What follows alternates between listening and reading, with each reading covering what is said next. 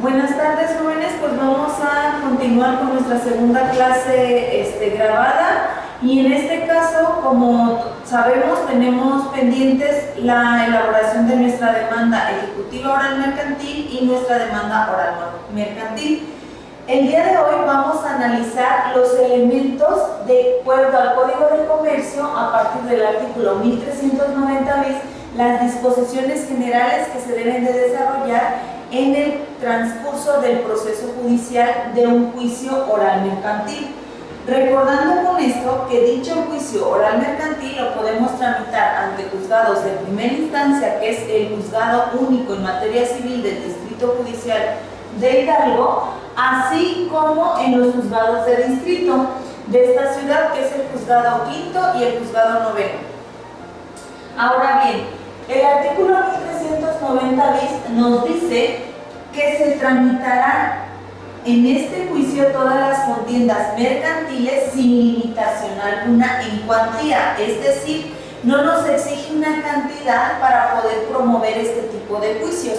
Por eso, en clases anteriores, tanto presenciales como en la anterior videograbada, comentábamos que los juicios ordinarios van a quedar desfasados, no porque se hayan derogado del código, sino que simplemente en la práctica o en la vida práctica de cualquier litigante, lo que queremos ofrecerle a nuestros clientes es la agilidad y una pronta sentencia definitiva para que le demos los mejores resultados en el menos tiempo posible. Ahora bien, comentábamos también en la clase anterior y resolviendo alguna duda que contra las resoluciones pronunciadas en el juicio oral mercantil no procede recurso ordinario alguno, y argumentábamos que el único que podemos promover en contra de una resolución definitiva en materia de oralidad va a ser un juicio de amparo, es decir, no va a aceptar ni apelación, ni revocación, ni queja, solamente el juicio de amparo. Ahora bien, nos dice el párrafo tercero: no obstante, las partes podrán solicitar al juez de manera verbal en las audiencias se subsanen las omisiones o irregularidades que llegaran a presentarse en el juicio oral. Es decir, hablábamos que en materia de oralidad podemos promover incidentes, no recursos ordinarios, pero sí incidentes. El incidente de nulidad de actuaciones, el incidente de emplazamiento, incidente de tacha de testigos. Sin embargo, estos incidentes de los que estamos hablando se tienen que llevar a cabo de viva voz, de manera oral, durante la secuela procesal del juicio. Y obviamente cada uno de estos en el momento procesal oportuno. No, por ejemplo, no podemos, si citamos un ejemplo, no podríamos hablar de un juicio, de un incidente de nulidad de emplazamiento cuando se nos está dictando una resolución en el juicio oral mercantil. O tampoco podríamos hablar de un incidente de tacha de testigos cuando la etapa probatoria y de admisión de pruebas ya ha transcurrido. Debe de ser en el momento procesal oportuno, es decir, ante el desahogo de la prueba testimonial que nos cause perjuicio. Ahora bien, el artículo 1390 bis 1 nos dice que no se sustanciarán en este juicio aquellos trámites especiales establecidos en el Código y en otras leyes. ¿Cuáles son esos trámites especiales? Los trámites especiales, hablábamos en las primeras clases, que son especiales y juicios orales. El especial, vamos a hablar de aquellos juicios que tienen un especial desarrollo o un especial tipo o proceso legal. Estos son los juicios especiales o ejecutivos mercantiles. ¿Por qué? Porque tienen tramitación especial. Es decir, en materia oral debemos de ofertar pruebas desde el escrito de demanda o bien desde la contestación de la misma demanda. El artículo 1390 bis 2 nos menciona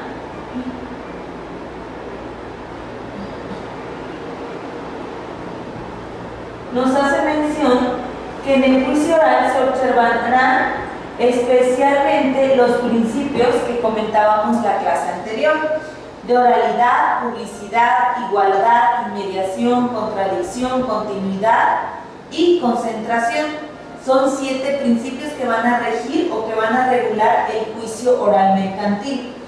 Y decíamos que la oralidad es porque es preponderantemente oral, no es al 100% oral. Cada juicio, en juicio oral mercantil contamos con 3 etapas.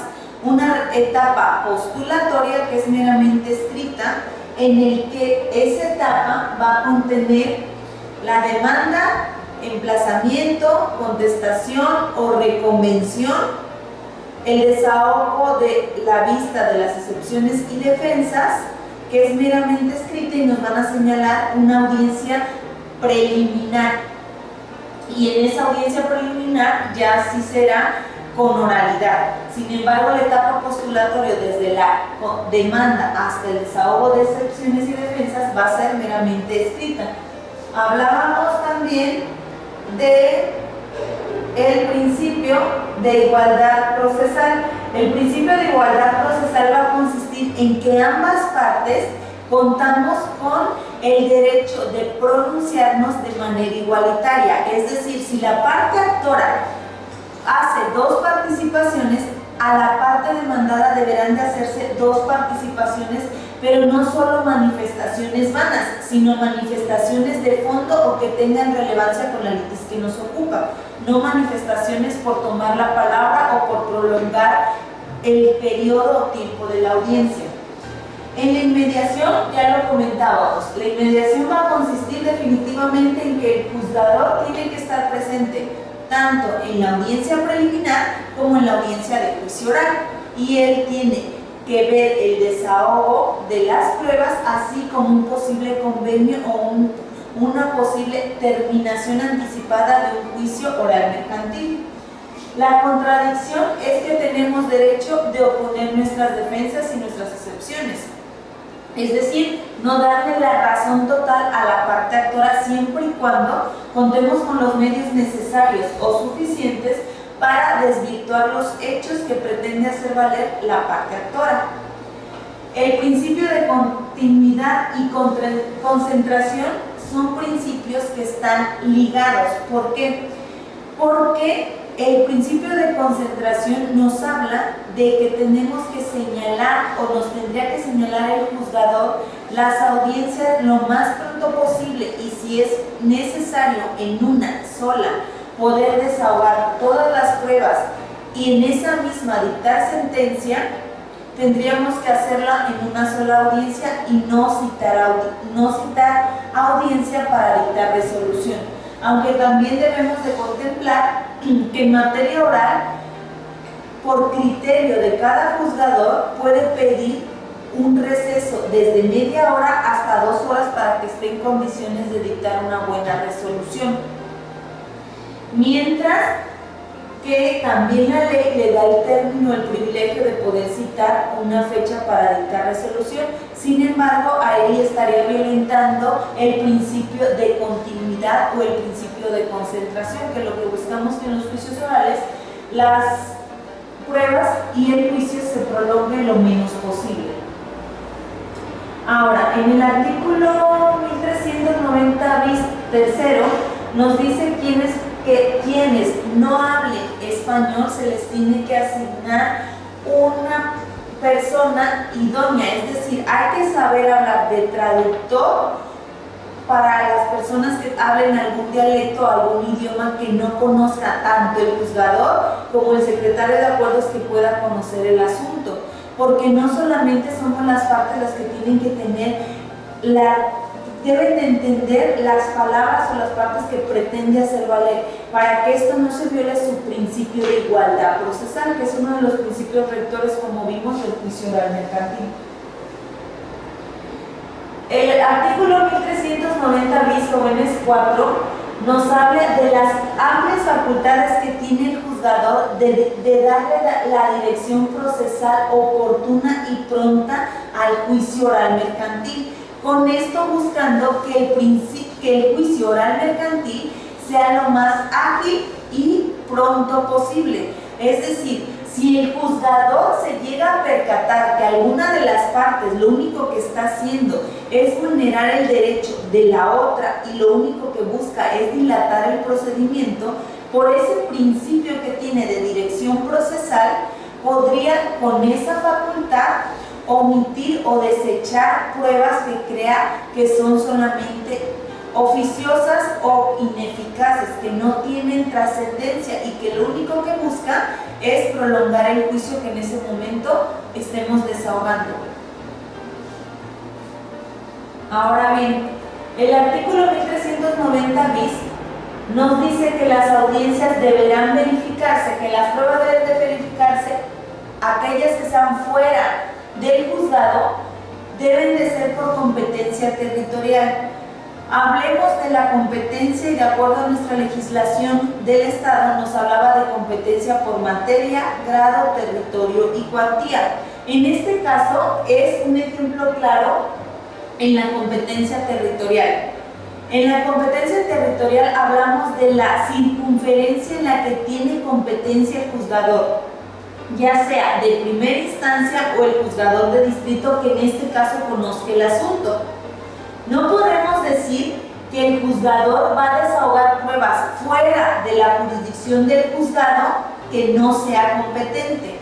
En este caso, hablemos de un ejemplo de un juicio que se está llevando a cabo en los juzgados de primera instancia, en el juzgado civil de primera instancia, pero que se tuviera que desahogar una prueba testimonial o una declaración de parte de un ciudadano que se encuentre en la ciudad de Taxco, pero que esté limitado, digamos clínicamente, para presentarse al juzgado de primera instancia de la ciudad de Iguala.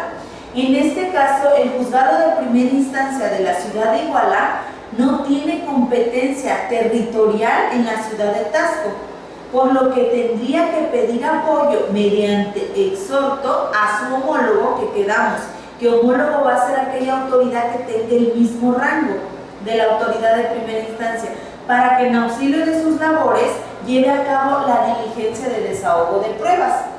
Pero, existiendo otro caso que se encuentre limitado tanto el testigo como alguna de las partes de comparecer al juicio y este se encuentre dentro de la ciudad o jurisdicción del Distrito Judicial de Hidalgo, tendría que ser el juzgador quien comparezca al desahogo de la prueba. Caso contrario, o por agenda o carga procesal del propio juzgador, podría facultar a su secretario de acuerdos para que éste desahogue la prueba. Sin embargo, debemos de contemplar el principio de inmediación y esto también podría provocar un acto de nulidad, porque la ley es muy clara, tiene que estar presente el juzgador en todas las pruebas o desahogo de las audiencias. Ahora vamos a hablar del artículo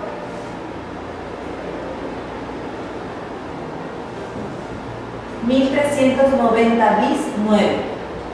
Y el artículo 1390 bis 9 nos habla que todas las promociones de las partes deberán formularse oralmente durante las audiencias.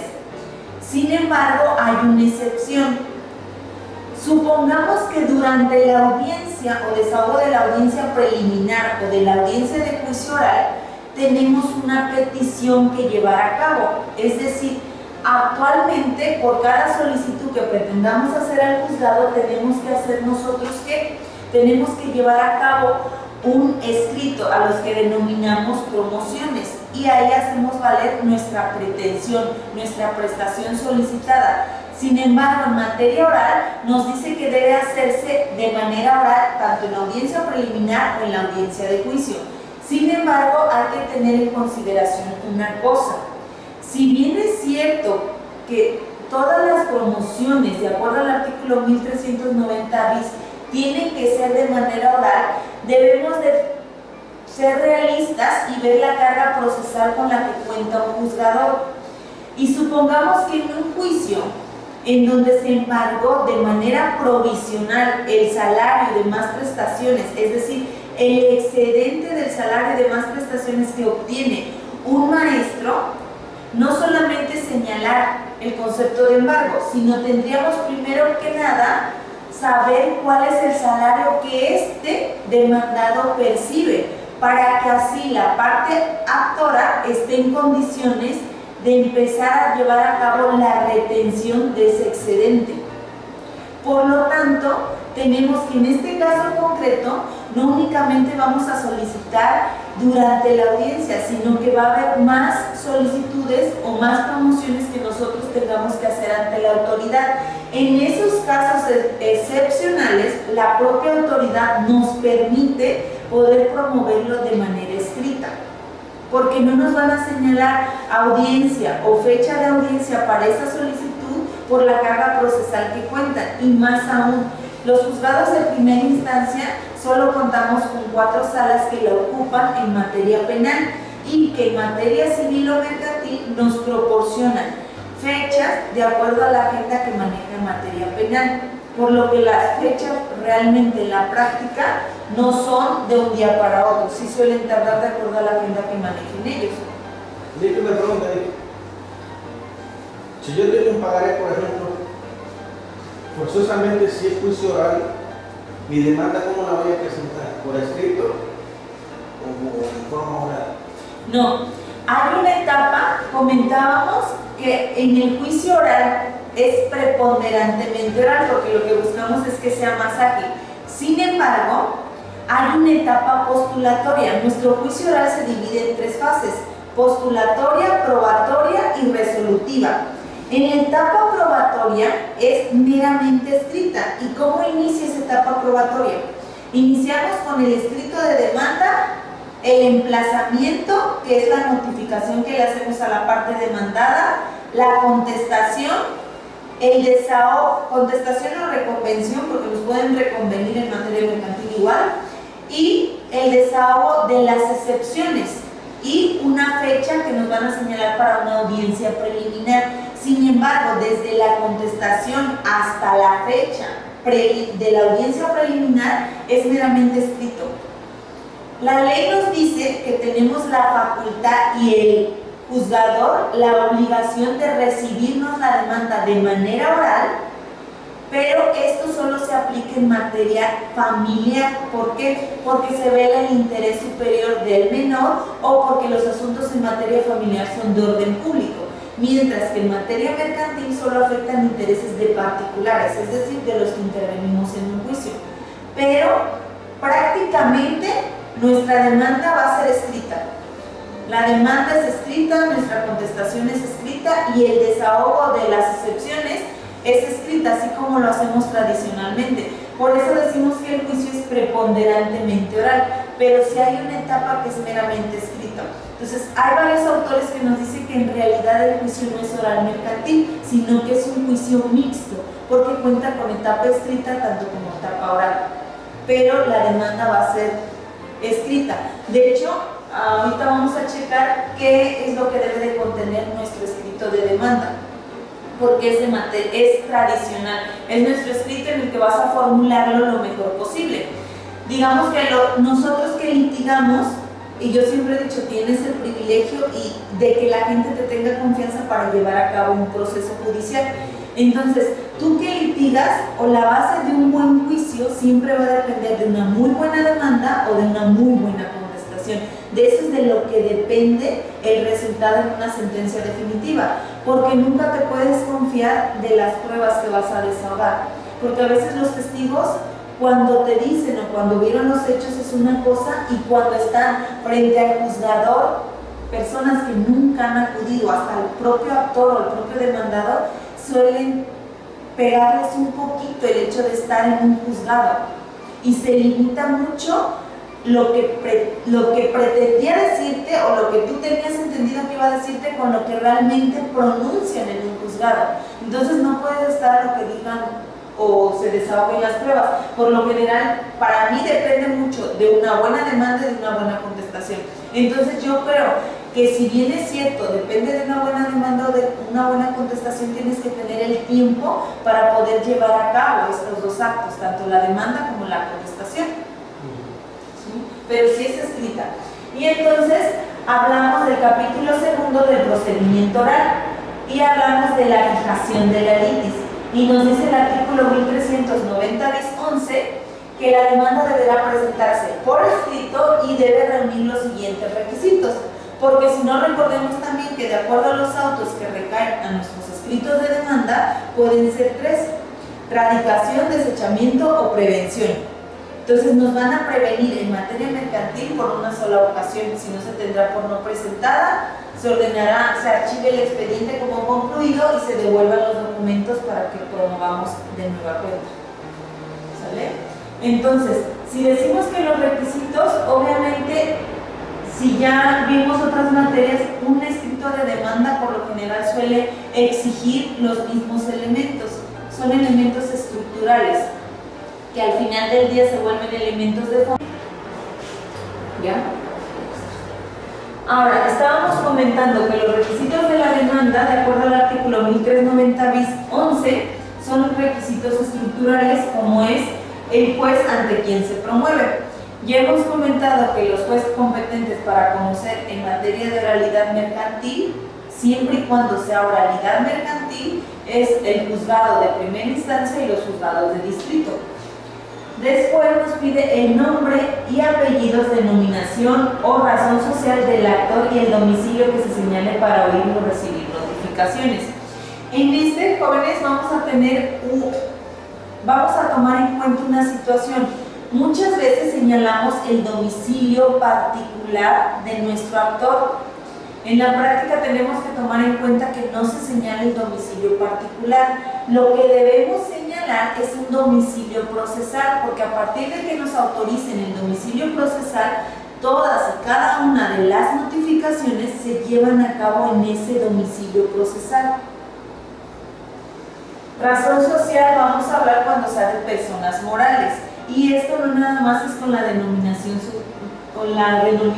o razón social, sino que tendremos que acreditar en materia de oralidad y sobre todo en los juzgados de distrito, si son muy meticulosos al analizar la raíz o el origen de donde se deriva el crédito mercantil, es decir, ver si el giro comercial de la persona moral que está promoviendo el juicio es el otorgamiento de créditos. Si el giro comercial es distinto, tendríamos que acreditar primeramente de dónde se obtiene la cantidad o el crédito adeudado.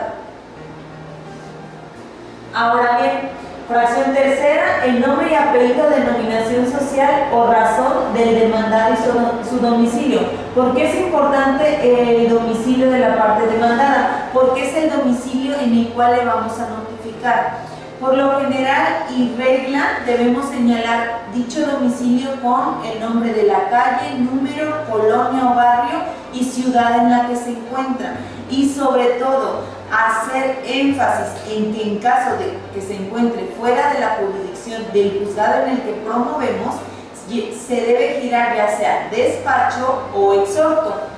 Decimos que es despacho cuando se encuentra en una localidad de la ciudad, pero que en dicha localidad contamos con un juzgado mixto de paz y que en auxilio de las labores del juzgado será quien lleve a cabo la diligencia.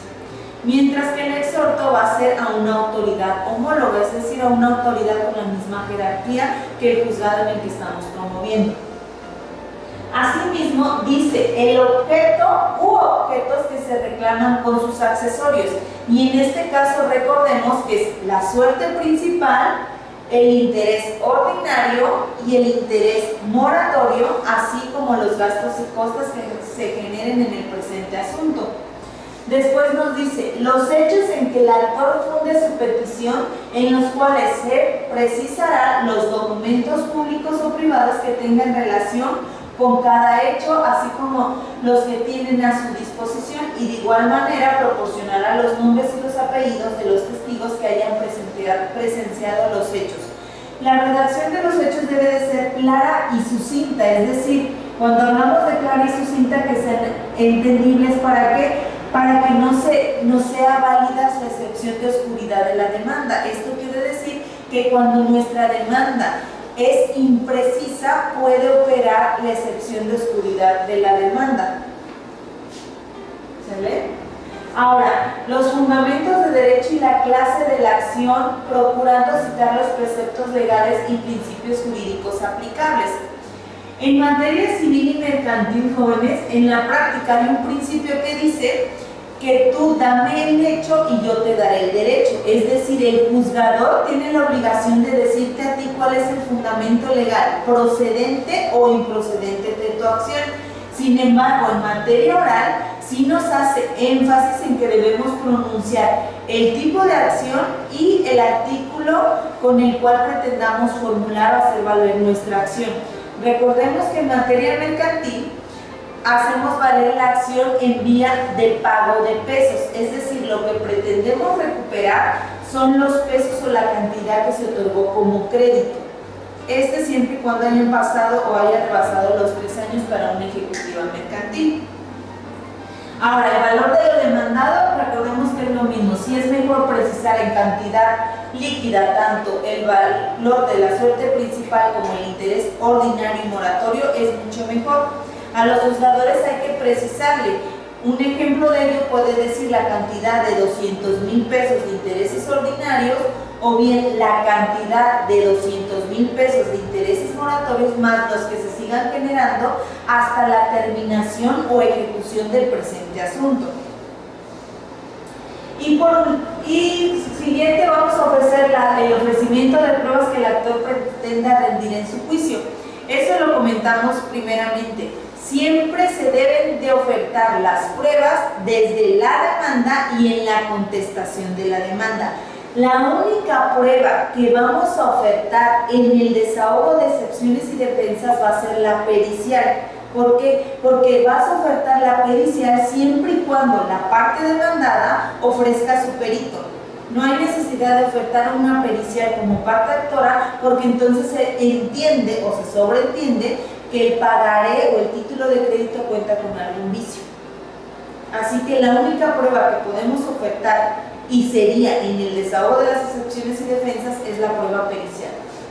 Y por último vamos a ver qué es la firma del actor o su representante legítimo. Y en caso de que no firme, otra persona firmará a ruego y encargo, pero debería de poner tanto el nombre como la firma y la huella, para que no hubiera situación o contraria a derecho o esto fuera motivo de nulidad. Bueno, jóvenes, pues dejamos la clase hasta aquí. Nos estaremos viendo próximamente para darle continuidad a los elementos del juicio oral mercantil. Nada más les pido de favor, continúen con la redacción de sus demandas para que vayamos disipando dudas o observaciones de las mismas. Buenas tardes.